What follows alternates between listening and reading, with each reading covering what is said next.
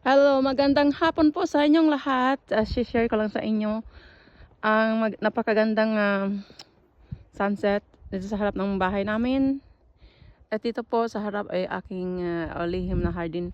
Pero nga sa ngayon, ba winter, wala tayong magawa. Hindi tayo makapagtanim. So, tiis ganda muna tayo. So, sana po magustuhan po ninyong aking video. Ito ng mga snow, tingnan nyo, napakaganda. Parang mga bulaklak din. Nandyan sila sa sa loob ng aking mga flowers na lavender. Para sa akin napakaganda po ng winter.